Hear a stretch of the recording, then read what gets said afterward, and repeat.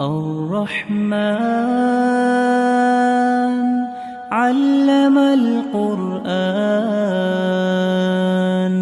خلق الإنسان علمه البيان الشمس والقمر بحسبان والنجم والشجر يسجدان